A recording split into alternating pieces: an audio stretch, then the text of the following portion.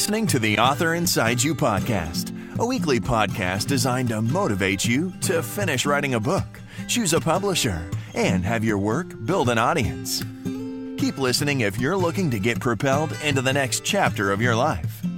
And now, it's the Author Inside You podcast with your host, Leah and Matt Rafferty. Hello and welcome to the Author Inside You podcast. I'm Matt Rafferty. And I'm Leah Rafferty. Joining us today is Eleanor Kuhns, author of the Will Reese Mystery Series. Eleanor recently won the Minotaur Books Mystery Writers of America First Crime Novel Competition. She has her master's degree in library science and is currently the assistant director at the Goshen Public Library in Orange County, New York. Welcome, Eleanor. Thanks for joining us. Thank you for having me. Well, Eleanor, it seems that writing mysteries would be very difficult, but you've written 5. How did you get interested in writing mysteries? Well, I think you'll find that most mystery writers are also readers, and I've always read mysteries. I wrote science fiction originally, but I always read mysteries, and after a while I thought, well, I want to change genres. So I tried writing mysteries, and I will tell you, I found my niche. That's great. So how long did it take to write the first one, your first mystery? And what was it like? The first one took about 2 years because I had to research so many things. I mean, the first one is about the Shakers, and actually there is still a Shaker community with living Shakers.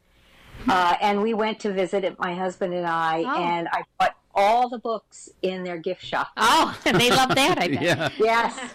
Yes. And at that point, there were 11 living. Now there are 3. Oh, wow. No. Yeah, so they are dying out. Oh, that's horrible. And, but you have to research everything. You have to research the clothing they wear. What do they eat? What do they do to make a living? So the first one definitely took me a long time. So going back, I'm sorry, but you said only 3 people are alive who are Shakers? Yes, they're considered the first American religion, even though the woman who started them was from England, Mother Ann Lee. So tell us about the process of writing your first book. You have a idea that you want to write a book, but how did you make it a reality? Well, once I started with the setting of the Shakers, then I had my setting, and I wanted to write. I already knew that I wanted to write about Americans.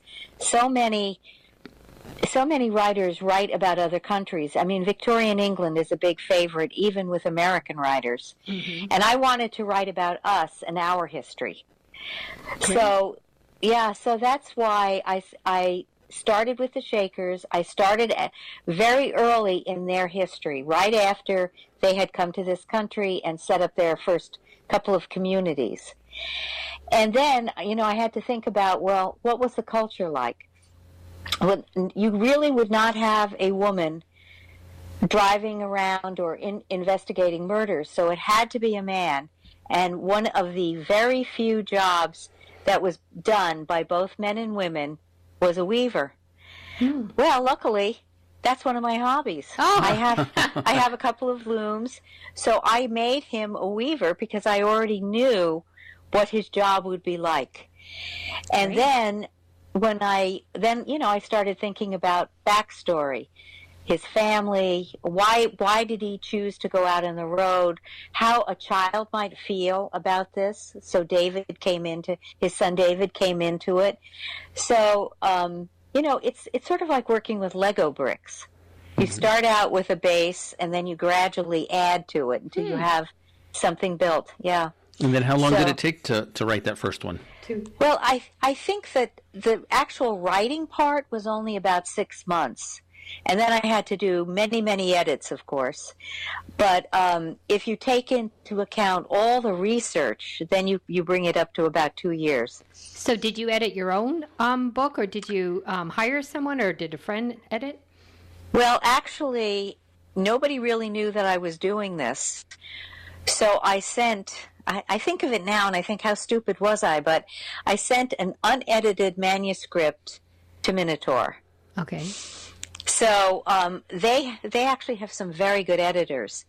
I have never done that again. Now I have a beta reader, and I send it out to be professionally edited. I do a lot of things differently. But then, I sent it off with no hope or even expectation that anything would happen with it. And then, of course, it got published, and I won a prize, and, and all of that started happening. Wow. That's pretty lucky. That's one, lucky, and obviously you did a great job. You had a great story, but congratulations. Yes, thank you. So you sent the manuscript to Minotaur, and then and they are a publisher, and they ended up publishing it. So you send it to one publisher, and they published it? That's correct. Wow. Yes, and then I won the prize. Story. I suspect it does not happen like that very often. Right. And the other funny part that I think of as funny now is, of course, now I have this book that's going to be published. I need an agent, right? So I'm looking for an agent. The first book was published, and the second book had been accepted before I found an agent. Wow. So I had the whole thing backwards. Yes. Yeah. Lucky. Yeah. Right, so you think the agent would be out pushing to get you the second one accepted. Right. Mm-hmm. Exactly. And by the time I met him and we, wrote the contract and all of that, Minotaur had already accepted the second one, the Death of a Dyer. Wow. So you have 5 books in this series, and they're all published by Minotaur? Yes. Great. So did you have any trouble writing? Did you, or did everything come easy for you? Well, I think the thing is that the writing, the actual putting the words down on the paper, the vision you have in your head is not necessarily that difficult. It's the polishing that comes after. Sure. And I had thought about this and lived with these characters and thought about the setting for so long that by the time I actually started writing it, I felt like I knew them personally. And I say to newbie writers all the time, there are 2 things you need to know. You can never give up, and you really have to try to write every single day. It has to be a compulsion. For the people that write sporadically, they almost never succeed because they're not doing it enough. Mm-hmm. It's almost like an addiction, I think. Right. And then with the agent that you found, how did you go about finding that? And did you interview agents or just word of mouth? Or another funny part, I asked my editor at Minotaur to recommend some agents. And so I got a list of agents, and I started contacting them one after another. And that's how I found my agent. Great. So I actually, again, I think I did it backwards. Yeah. Yes, right. And then how did you end up picking that one? What was there some... Well, we hit it off, and he really seemed to like the book. That was one thing. And as it turned out, his brother really likes the books. Oh, great. So it just was one of those things that, happened. Mm-hmm. So I guess in some way there was some kind of destiny or something going on. Meant to be. So obviously then you have a working relationship, and does it work well, or were there bumps in the road? You mean with the agent? Yes, with the agent. Well, the biggest problem I've had with my agent is that he's not as quick as I would like, and he doesn't get back to me as consistently. But I have a lot of writing friends, and believe me, this is a minor problem compared to some of the problems that I've heard of. Does the publishing company do the editing for you? Yes, yes and no. I mean, I do a lot of revisions. I go through it many, many times. I would say probably the first book was the most, because I was really finding out how to do that kind of mystery plotting and all that. Mm-hmm. And the middle 4, I did send out to a professional editor, but mostly they comment on things like grammar, spelling, that kind of thing, the actual writing, not the plot or anything like that. Oh, I see. With the newest book, The Devil's Cold Dish, I did not do that. I wrote the story because I'd been thinking of it for a long time.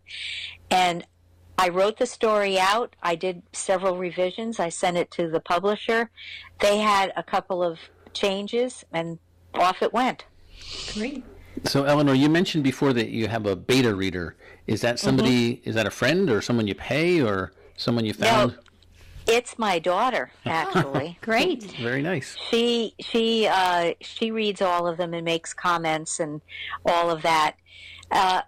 Practically all of the writing friends that I have beta readers that are a good friend, someone in a writing group, or a member of their family. So that's the first reader, and then they go on from there. Now, I looked at your covers, and I really like your covers. How did it work with the cover? Did the publishing company say, oh, here are your covers, or did you have any input in the covers? Well, I may have had input, but I will have to tell you that Minotaur has an absolutely wonderful graphic arts department. And I always had the first, refusal. I got covers ahead, and I could say, no, it just doesn't work for me. Good. But I've loved every one. Yeah, they're very nice. Mm-hmm. Very nice. Yeah. Very eye-catching. Yes.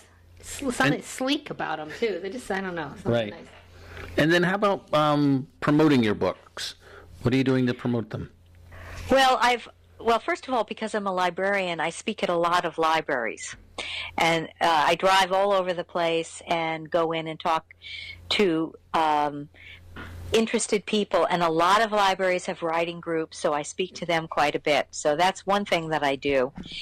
I go to a lot of the professional conferences, like I go to BoucherCon, and I go to Malice Domestic, and there I have made additional contacts which have brought me to other places. Great. So that, one thing leads to another. So this past summer, I went to Malice Domestic. I got a lead to the Suffolk Festival in Suffolk, Virginia. We went there. I met somebody else. It's just been something. And, of course, I do have PJ Nunn as my publicist. Mm-hmm. So she arranged things, too, that I do. So sometimes it seems like I'm so busy doing PR that I don't have time to do any writing. So you have a publicist and an agent. Yes, Great. I do. So since you work in a library, maybe you can give us some insight on a good way for, the authors or people who are, about to be published authors who are listening to us. Like what's the proper thing to do to have a library, invite Accept you in book? to speak? Yeah. Oh. I was thinking more about coming in and speaking and being able to, come in on a weeknight and, talk to 50 or 100 people and sell some books. Well, even I have had very random success. I've spoken to 100 people, and I've spoken to 2 or 3. Okay. You never know what you're going to get in a library. But the best way, really, to contact the librarian is find out who the programmer is and contact the programmer. Tell them who you are, that you've written a book, and so forth. And then the programmer should follow up with you. They, like I said, they don't always know, and it depends. If the libraries that have an active writing group, you tend to have a bigger audience. Mm-hmm. That's usually the best way to do it, because libraries are usually looking for free programs. So. Mm-hmm. Well, I don't think people realize what a wonderful service the library does give people with the writing services. I know our local library has... they look over your manuscript and edit, give you their first edit or whatever, and the writing groups, and just the sense of that you can do this is really nice how the libraries provide that. Like a sense of community for right. writers. Right. Yeah. And, we actually don't have anything like that at this point. We're building a new building, but right now our meeting room holds 14 people. Oh, okay. So we do a lot of programming in the summer where we can be out on the front lawn. Wow, that's nice. Yeah, but we'll have more space in the new building, so hopefully, some of these things that people have been asking us for, we will be able to do more of. It's a challenge sometimes. I bet. And then what's typical if an author goes to a library? Is it typical that the library will allow the author to sell the books after they speak? Well, it depends. Again, it depends, because most libraries have policies against somebody selling their business items or clothing. We had somebody who came in to speak and brought a suitcase of clothes and tried to sell them to people. We don't allow that. If the program, the writer's program, though, is under the umbrella of the library, they will make a special exception and have the author sell their books. I see. The other thing, too, is a lot of libraries have festivals, writing festivals, where they will have a selection of writers, and people can come and talk to them. They can buy their books. There's always, the writers always talk a little bit about some of the challenges, good agents other people might contact, that kind of thing that a would-be writer would like to know. So that's a good thing, too. There's a library near us, near my library, that has one every spring, and they invite authors, and it's what started out very, very small, but it's really become a big deal now. Great. Congratulations. And then how about, what did you do to get your book, or have you gotten your book into many libraries? Well, a lot of libraries, this is the other thing. You do know that librarians have ordering sources, right? Library Journal, Book List, Kirkus. Sure. Mm-hmm. And I think partly because I was a librarian, these ordering sources were very, very kind to me, and they really helped a lot. And I wrote articles for Library Journal. They all reviewed my books very well. So I would say most libraries bought the books from there. And then later on, when I met some of the librarians at library conferences and so on, there was another avenue. Great. Like at ALA, there's always a booth from the Sisters of Crime, and any of the writers who participate that can give their books away. And of course, they go into Texas and Illinois and California and Washington State, all places that are far away from me. Mm-hmm. Well, And the libraries around me, of course, everybody has my books. Oh, that's wonderful. That's good. Congratulations. Well, I was just about to ask you, I was looking at your blog, and you mentioned the Sisters in Crime. What exactly is that? Sisters in Crime was begun by Sarah Paretsky. She started the Sisters in Crime in 1989 because she said that women authors, even though most of the mystery authors are women, don't get reviewed. They have a much harder time breaking in, much harder time publicizing their books. So she started Sisters in Crime to promote women writers. So, through the intervening years, chapters sprang up all over the country. So there are Sisters in Crime from L.A. to New York and everywhere in between. Wow, that's wonderful. And so people can check out their local area to see if there's a Sisters in Crime for them to. Yes, and there are new chapters all the time. Like there was a new one that just started up in Arizona, and there is some help there in getting to speak in various places like bookstores, getting your books in local venues. There's programs on how to plot, how to work on your character. So anybody who wants, yes, exactly. So anyone who wants to be a writer really can take advantage of these helps. Sounds like a great resource.